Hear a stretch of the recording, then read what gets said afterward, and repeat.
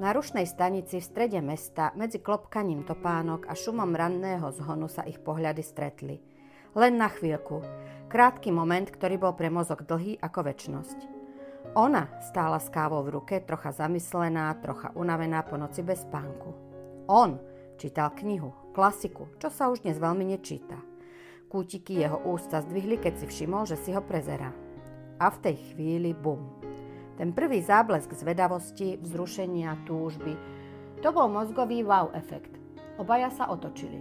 Zdánlivo náhodne, no ich mozgy už začali spolu tancovať. Ona: je to dobrá kniha? On: zatiaľ áno, ale teraz ste zaujímavejšia vy. V tom momente sa u nej aktivoval hormón dôvery a spojenia, ako by jej v mozgu zaklapol malý zámok, ktorý povedal: tento človek je bezpečný, poďme ho spoznať viac. Po chvíli, ako si sadli oproti sebe v kaviarni a slová tiekli ľahko, obaja mali pocit, ako by sa ich mozgy poznali už dávno. Každý úsmev, každé pochopenie, každé "a ja to tak mám" pridávalo viac a viac biochémie na to, aby sa cítili pokojne a dobre. V ich mozgoch sa spúšťali stovky dynamických procesov, srdcia sa zrýchlili, zreničky sa rozšírili. Evolúcia robila svoju robotu.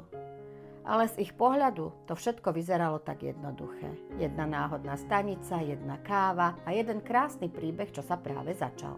Keď sa dvaja ľudia stretnú a preskočí iskra, nejde len o romantiku z filmov. V pozadí pracuje fascinujúca biochémia. Láska možno začína v očiach, ale pokračuje v mozgu. Kati, vieš nám o tomto krásnom spojení povedať niečo viac? Vieš, psychológovia si vysvetľujú prvý klik ako keď si mozog povie, že toto by mohol byť niekto, kto mi nebude kaziť nervy. A prvý klik je často kombinácia jednak fyzickej príťažlivosti a rôznych neverbálnych signálov, ako je postoj alebo tón hlasu, očný kontakt, ktorý máme s touto osobou a nášho vnútorného radaru, ktorý hľadá známe vzorce, napríklad niečo, čo pripomína buď bezpečie, alebo môže sa stať, že nám táto nová osoba pripomína aj niekoho z minulosti, ako je maminka, alebo dokonca aj naši bývalí. Prečo nás niektorí okamžite teda zaujmú a iní vôbec? To je dobrá otázka. Vieš, každý mozog má svoje preferencie. U niektorých ľudí to môže byť, že niekto hľadá intelektuálnu výživu, niekto ako keby vôňu lesa po daždi, podľa toho, že čo koho niekedy v minulosti nadchlo. Je to väčšinou podvedomé.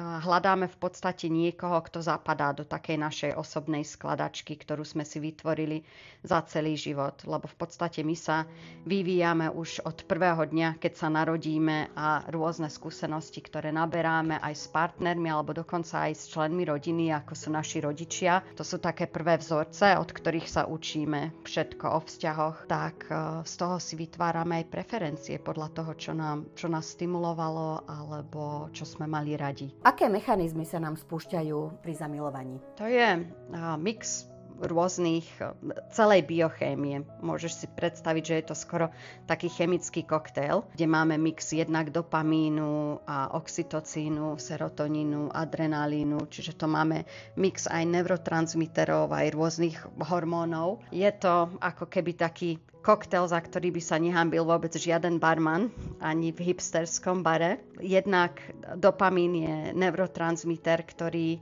má za úlohu nás jednak motivovať a je spojený aj s túžbou alebo odmenou. Oxytocín nám má práve navodiť pocit dôvery u tej druhej osoby.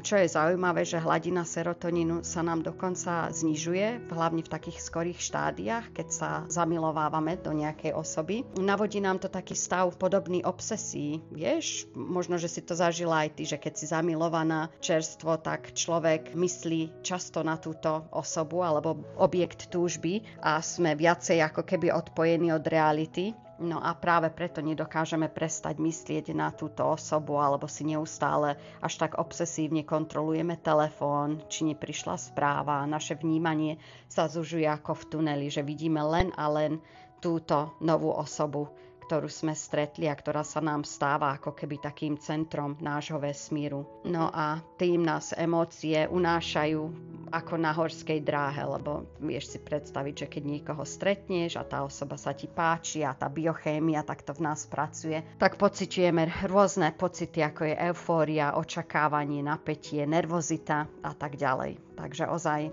celý mozog a v podstate celé naše telo takto pracuje. Čo nám teda dáva ten pocit, že je niekto pre nás bezpečný, alebo ako to teda zistíme? Vieš čo, to je práca našich zrkadlových neurónov, ktoré v podstate sledujú reč tela alebo také mikrovýrazy a aj energiu toho druhého človeka, ktorý je s nami v kontakte. Ak je niekto autentický a prítomný a nevyvoláva v nás obranný mód, tak väčšinou sa potom v nás spúšťa taká reakcia, že OK, môžeme si dať dole naše toto psychologické brnenie a začíname sa tej osobe otvárať a začíname im trošičku viac dôverovať. Dá sa na tento prvý dojem spoľahnúť? No, niekedy áno, ale tak ako sme si hovorili, myslím už v našej prvej epizóde, že vieš, je to taká súhra, že náš nervový systém, ktorý sa nadchol, napríklad kvôli tomu, že tá druhá osoba vonia a pripomína nám nejakú osobu, s ktorou sme sa cítili predtým bezpečne, alebo nám to môže pripomínať niečo iné z minulosti, tak vtedy sa na toto môžeme trošičku spoľahnúť, ale keď hovoríme o takej kompatibilite, tak potrebujeme tú osobu spoznať oveľa viac, pretože jedna vec je takáto chemická reakcia, ktorú máme na osobu, a druhá je, že si naozaj vybudovávame tú dôveru do hĺbky. A na to potrebujeme mať viacej času, viacej spoznávať osobu a dôvera sa buduje dlhšie. Ako vzniká pocit napojenia? Ono je to tak, ako keby sme si psychicky sadli na také rovnaké Wi-Fi s touto osobou a je to zmes otvorenej komunikácie, pretože keď sa s niekým rozprávame viac do hĺbky a spoznávame tú osobu, tak vieme zistiť, že či tá osoba má podobné hodnoty ako my, či majú schopnosť počúvať, či sú empatickí, no a práve tým sa nám ten pocit napojenia vytvára. Čo je to psychologické zrkadlenie?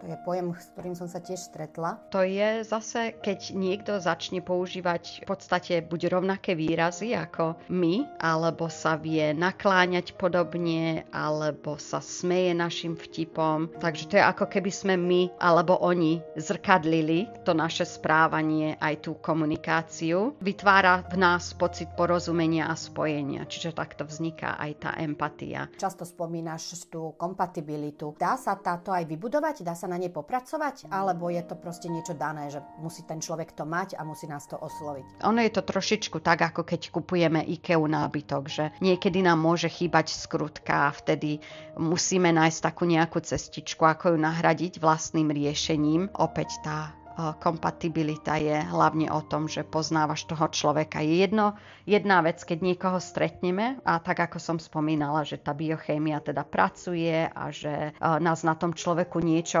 okamžite nadchne, ale ja si vždycky pod slovíčkom kompatibilita predstavujem niečo, čo sa tak postupne buduje, postupom času nám ako keby odkrývalo viac a viac a že tí dvaja ľudia sa naučia, ako sa so sebou aj zosynchronizovať trošičku. Lebo to ma tiež teraz trošku tak naviedlo na tú ďalšiu otázku.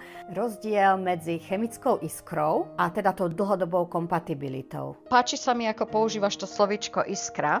Predstav si, že tá iskra je ako ohňostroj, že ono je to krásne, ale veľakrát tá iskra rýchlo zmizne. A tá kompatibilita je skôr ako dobrý kotlík gulášu. Vieš, čím dlhšie sa varí, tým postupom času sa stáva lepším a lepším. Takže je to taká cestička týchto dvoch ľudí, ktorí sa naučia spolu žiť a komunikovať a existovať. A prečo teda niečo zo začiatku vyzerá úplne úžasne a vidíme to všetko úplne dokonale a postupom času zistíme, že to nefunguje? Je to spojené s tou kompatibilitou? Áno, určite, hej. No a vieš, náš mozog nie je úplne objektívny. Na začiatku vzťahu vidíme predovšetkým potenciál a nie realitu. Častokrát sa sústredíme, hlavne ak hľadáme vzťah a veľmi po ňom túžime. Takže zameriavame sa hlavne na to, že čo by mohlo potenciálne byť, nie na to, že čo je naozaj pred nami a na tie faktá. A čas nám až postupne potom odhaluje kúsok po kúsku, že čo je za krásnym obalom. Keď sa vrátim k tomuto príbehu dnešnému, prečo majú náhodné stretnutie takú silu, takú moc?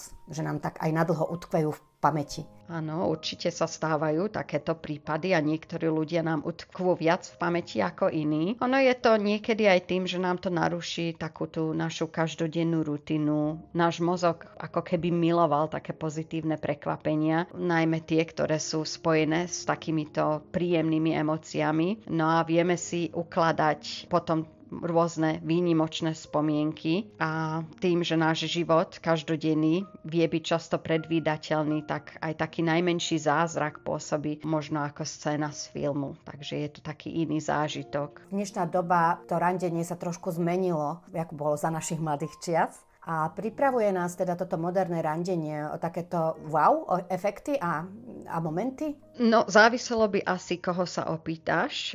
Mám častokrát takéto diskusie s ľuďmi aj u mňa na sedení, lebo pracujem aj s veľmi mladými pármi, aj s ľuďmi, ktorí sú takí v našom veku. Ja si myslím, že trošičku áno, možno, že úplne mladí ľudia by so mnou nesúhlasili a viacej poznávajú v dnešnej dobe taký ten elektronický, to svajpovanie a hľadajú si partnerov online. Ale mne sa to zdá možno tým, že som ešte už staršia generácia, skôr také povrchné a keď niekoho stretneme online, tak nám tam chýba táto neurochémia, o ktorej sme sa práve bavili. Ono to neznamená, že sa nedajú zažiť krásne momenty aj online. Myslím si, že keď sa takto teda dvaja ľudia stretnú online, tak by si mali čím skôr dať priestor, aby sa stretli aj v tom offline svete, aby zistili, že či aj tie ich mozgy a tie ich hormóny pociťujú a majú takú skúsenosť ako ten náš príbeh.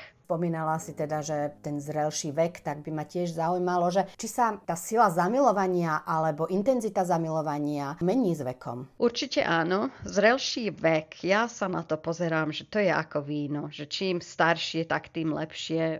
Vezmi si, že mladý mozog ide po tej iskre, ktorú si spomínala. Zrelší mozog už chce skôr také náhradné poistky aj. Pozerám sa na to tak, že láska po 40-ke je asi viac o tej kompatibilite a dôvere. Aj o tom, ako keby človek už chcel žiť podľa kréda, mám tvoj chrbát a to je oveľa dôležitejšie, alebo že niekto sa ako keby nás podporoval a ten náš chrbát a nie je to len o tých motýloch. Máš aj nejaký odkaz, taký povzbudivý pre skeptické ženy po 40-ke? Väčšina mojich kamarátok sú ženy po 40-ke, takže asi by som mala taký odkaz, že náš mozog definitívne nestráca schopnosť milovať aj v takomto veku. Skôr naopak. Ja si myslím, že my si občas vieme nahovoriť, že to už nie je pre nás, ale mozog je romantik a to je úplne jedno v ktorom veku. Stále túži po spojení a dokonca ty vieš, že naša babička mala priateľov aj v 70-ke a skoro v 80-ke, takže láska kvitne ozaj v každom veku. Preto by som im navrhla, ak im môžem dať odkaz, že ak niekoho stretnú na stanici, tak definitívne neváhať a je OK sa opýtať, že či je to dobrá kniha. Chcela by som sa ešte opýtať tiež, táto otázka mi celkom tak ako v tej hlave šramotí, či sa dá pripraviť na zamilovanie.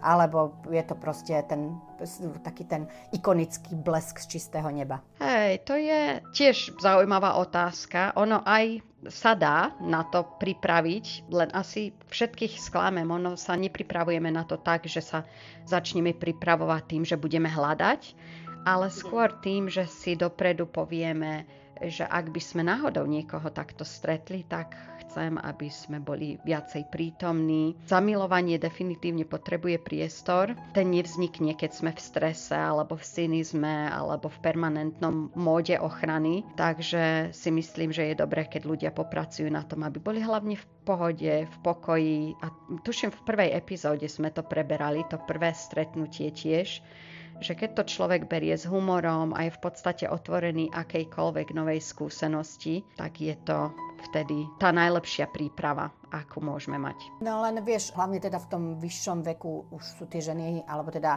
nielen ženy, aj muži, už sú tí ľudia takí opatrnejší. Čiže poslednú rádu by som od teba chcela, že ako ostať otvorená a zároveň mať takú tú ochrannú stenu, vieš, také tie hranice, ale nie zas také, aby ľudia cez to nemohli preniknúť. Takže ako ostať otvorená a zároveň si chrániť tie hranice? Vieš, čím sme starší, tak si myslím, že jednak všetci už máme rôzne skúsenosti za nami, už vieme, čo nám viacej vyhovuje, aké potreby máme. Takže asi by som použila takú metaforku, že predstav si, ako keby sme fungovali ako skleník, že sme otvorení pre slniečko, ale chránime aj to, čo nám rastie vo vnútri. A to by som poradila aj našim počúvateľom, že v podstate byť otvorený svetu, ale aj vedieť vlastnú hodnotu, ani vpúšťať dovnútra hocikoho. A si spomínala tie hranice a my máme v podstate 3 druhy hraníc. Máme jednak hranice emocionálne, čiže vieme veľmi dobre, čo s kým cítime, tak dať trošku aj na tú intuíciu a nedať sa nahovoriť do niečoho, ak to tak necítime. Druhé hranice máme aj mentálne, čiže máme rôzne myšlienky, čo sa ľudí týka a rôzne hodnoty, takže tiež, aby sme v podstate sa do niečoho netlačili, aj keď nad tým rozmýšľame, tak nám to nedáva význam. No a potom máme aj také fyzické hranice a tam hrá veľa práve táto biochémia, že s niektorými ľuďmi to jednoducho cítime a chceme byť v ich blízkosti a s niektorými ľuďmi, keď to tak nepociťujeme, tak je dobré to jednoducho nechať ten priestor otvorený pre niekoho iného.